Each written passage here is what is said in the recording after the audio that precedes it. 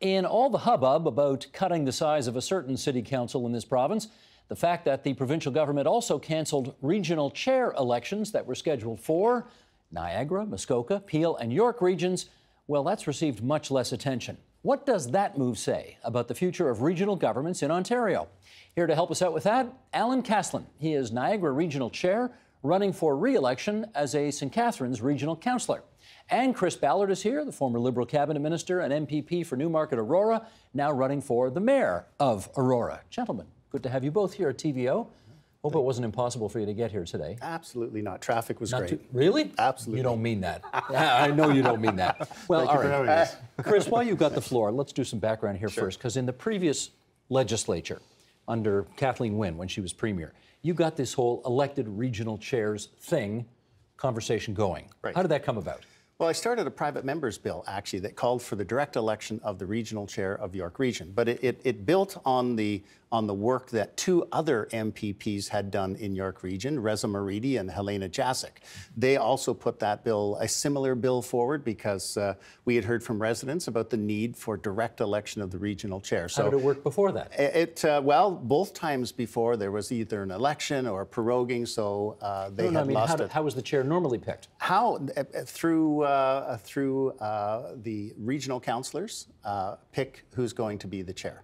Did it have to be somebody on that regional council? Absolutely not. Just so it could be anybody. Well, they had to live in York Region, but anyone could throw their name into the hat. But obviously, there was always one name that we all knew who was going to be picked, and that's how democracy worked. Was an indirect election. We'll say that mayors and regional councillors made the choice behind closed doors. And why did you think it was more advantageous to let the public decide at large who was going to sit in that chair? Well, there's a number of reasons. It's the regional chair, York Regional Chair, is the most powerful politician in York Region. They control a $3 billion construction. They have a budget of $1.2 billion. We have 1.2 million people living in the region, and yet we don't have a say. We don't get to hear from the regional chair, what their vision is for the region, why monies were spent the way they were, those kinds of things. And we have just felt it's very important that people have a direct say in who represents them on regional council, who directs regional council. Let me go to your colleague and find out, how did you get the job of regional chair to begin with? Well, interesting question. I started as being part of the community, trying to get elected as a regional councillor. I was successful the first time, ran as a regional councillor, acted as a regional councillor for 4 years. The second term, I was a little more experienced, shall we say, and put my name forward for the regional chair. And the regional chair was elected among the mayors and councillors that were sitting around the horseshoe. And so they picked you? They picked me. So there was 30 of us that get elected in our respective communities in Niagara, 12 communities, so there's 12 mayors and 18 other councillors.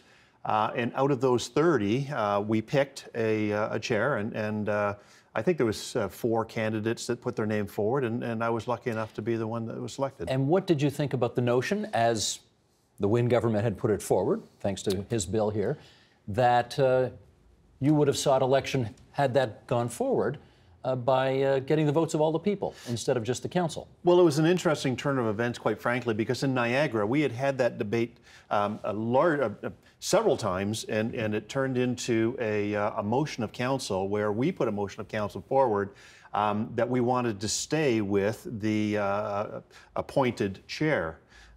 It wasn't long afterwards that the province, through the members' bill, came and said that no, we're in fact going to have an elected chair, a chair at large. Different scenario for us, not something that we are used to. We're talking about an area of 450,000 people, 450,000 acres of land. It's a large geographic area, and something that I'm not sure it was really well thought through as to how that would all take place. But bottom line, you disagreed with his government for the direct election of the chair. Our council disagreed with the government. From a personal sense, I'm not sure I was buying or selling in that context, but I did know that a change to a chair elected at large would have meant a significant difference in cost. It's in Niagara, it's 4 provincial federal ridings. So when you're talking about the cost of an election, say $100,000 for one riding, you can multiply that by 4 and know that you're going to come up with a big number that not many are going to be able to afford. Having said that, would you not consider yourself more legitimate in representing the aspirations of the people in Niagara Region if you had been elected at large in Niagara Region? Great question, because quite frankly, with 10 mayors sitting around the table and all looking for their respective communities, all being very parochial in their approach to their communities, being elected at large would have meant that I didn't have to cater to those specific communities or specific needs. I could have simply said, no, what's best for Niagara, all of Niagara, and acted in that capacity. Sounds like a yes. Sounds like I would have been more legitimate. Yes, but at the same time, I have to work with a group of mayors and politicians to come up with consensus, to build consensus around, let's say, a board. It's no different than a board of directors of a business where to build consensus, you really have to have confidence built up in those politicians or those board members that are sitting around the table to be able to act, as in unison with good decisions. And I mean, the concept of legitimacy, I think, is absolutely right on. I know, talking to Roger Anderson, who was elected as the Durham chair, he fought tooth and nail to keep direct elections out, and then told me afterwards. He was forced to go on the stump and talk to people about his vision for Durham. He was having to explain why Durham Regional Council did the things it did. And he got a mandate from the people to move his vision for the region ahead. And what he said to me is, I still have to negotiate with all the mayors and all the regional councillors, but I can walk into a mayor's office and say, the people have asked me to do X, and I'm here to get that done. So it gave him strong legitimacy. I take it then that you regret the fact that the Ford government has canceled the 4 direct elections for those 4 regional chairs. Oh, absolutely, for a number of reasons. I mean, first and foremost, it's absolutely anti-democratic that the most powerful politician in York Region is appointed with conversations that are held behind closed doors and is not transparent. Perhaps if regional councillors could vote without anyone knowing how they were voting, that might be a little different. But frankly, regional councillors and mayors can be intimidated if they vote the wrong way, we'll say. They won't get to sit on the right committees. They'll be worried that their communities won't get the things that they need. And these are all things that have been told to me in York Region by our councillors. So it just is so simple that a powerful politician should be directly elected by the people. Well, let's go back to your example here. You were going to do that, right? You were going to seek region-wide election in Niagara to be the new chair. Now, of course, that election has been canceled. And we had already started the campaign. Right. The only anti-democratic part about it, Chris, in my opinion, is the fact that the province decided to ignore the wishes of the community and just take it upon themselves and carte blanche decide that every chair in the province was going to be elected. Now that's sorry, just so everybody's clear, when you say the province, you mean the Wynne government when you say that, correct, as opposed to the Ford government. Absolutely. So you're happy the Ford government canceled those elections? It's whether you're buying or selling, it's what council has asked for. In our particular case, our council was committed to an appointed chair elected from within the council body. Which is what you're going to do now. Which is what we were going to do and what we had asked for right from the very beginning. When the province came along and just said, no, that's not the way we're going to do it, totally ignoring anything that our council had put forward as a motion of governance. He doesn't like the way you've characterized that. No, well, fair enough. Yeah, I don't doubt it. But let me push in here for 1 second. You know, if you looked at what happened in York Region, we had motions put forward by municipal councillors and municipal councils to support my private member's bill before my bill was taken over by the government and spread to all the regions across Ontario. We had municipalities voting for it. Every single mayor of those communities did not vote for those resolutions. Every single mayor did not want to see direct elections in York Region. Why do you think? Why? Well, I suspect it's because they wanted to be able to negotiate with potential candidates what they thought was best for their riding. And That's fine. That's, being able to negotiate is part of the deal when you're a politician. But that needs to be done publicly. And at the end of the day, I go back to the fundamental that the most powerful politician, someone who's responsible for a $3 billion budget, should be directly elected by the people. You know, about 50% of our municipal tax dollars in York Region go to the regional government. Okay, but here's an aspect, Chris, of it that I need your help explaining this to me, how it works. Because normally, if you're on Team Red, you support the Wynne view of things. If you're on Team Blue, you support the Ford view of things. The mayor of Mississauga today, running for re-election, she just announced earlier this week, Bonnie Crombie. She's a former Liberal MP. Markham Mayor Frank Scarpitti, also, you know him well, also a big L Liberal. They both supported Premier Ford's cancellation of the previous Liberal policy. They were never happy with it to begin with. For direct election. Explain. Well, Linda Jeffries from Brampton was in favor of it. So we had Mississauga against, Brampton for.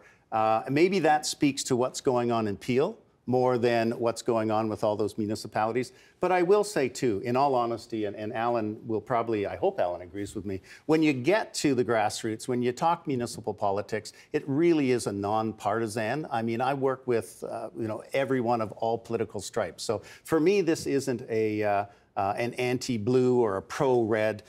For me, this was just a fundamental democracy in my riding, representing, my folks in Aurora, my folks in Newmarket. We should be able to vote for this person. Why do you think the Premier canceled the direct election for those 4 regional chairs? Well, I need to weigh in on a couple of things I'll come first. Back to that. Go ahead. Chris, when we talk about consensus, we really need to talk about consensus across the province and into municipalities. When the Wynne government was in power, I didn't once have the opportunity for a meeting with the Wynne government directly, Premier Wynne. I can tell you it's much different with Premier Ford in that I can text him and know that I'm going to get a response back within 8 hours. And that happens? Absolutely. Absolutely. How many times have you texted the Premier since he became Premier? 3. And he's responded every time? Responded each time. Not only that, but I also get a personal phone call when it's important enough to get our input on what's important to Niagara, what the priorities are in Niagara. Is that because you're on Team Blue? Well, I am on Team Blue. I typically have voted in that capacity, but been a card-carrying member of the Liberal Party since 1994. So when you're talking about which team I'm on, I can go either way in terms of my support. I go for the support of what I'm getting in terms of the province supporting our region. Okay. So why do you think Premier Ford canceled the 4 regional chair elections?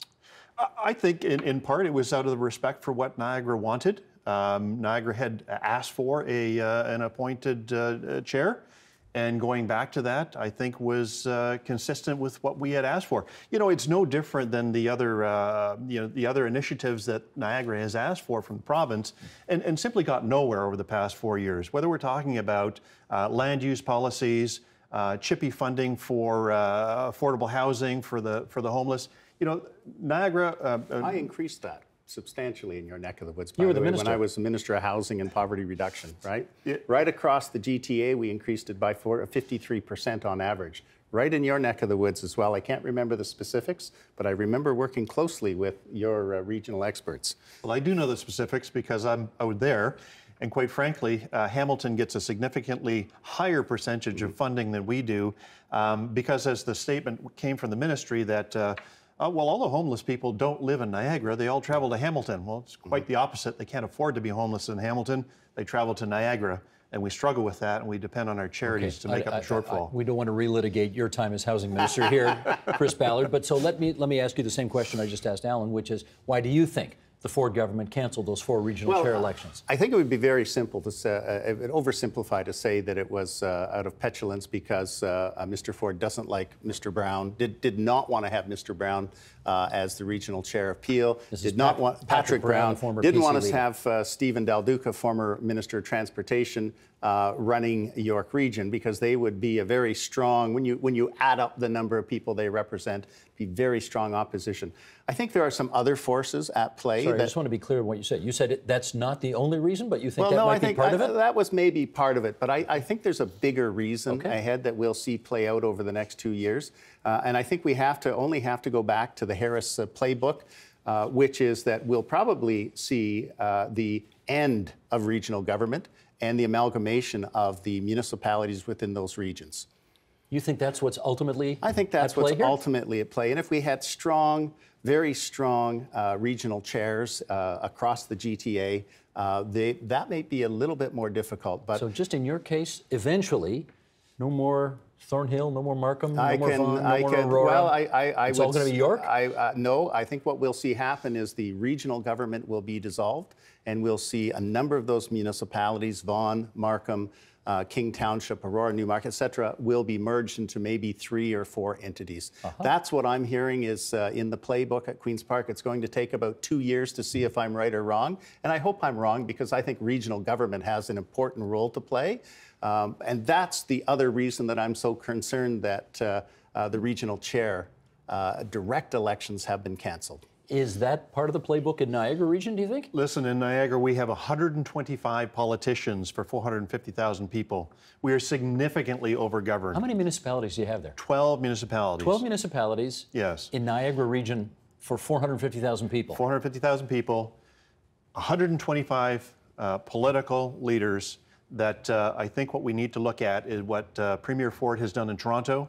And I don't disagree with what Chris has said in terms of eliminating a level of government, but quite frankly, it needs to be done in a more collegial way. It needs to be less parochial and more Niagara-centric when we think about that. And whether it's eliminating regional or eliminating municipal, it's eliminating one level of government that simply isn't necessary in duplicating their efforts, duplicating their administration, and duplicating the tax. I mean, I've run my campaign and I focus on keeping low taxes.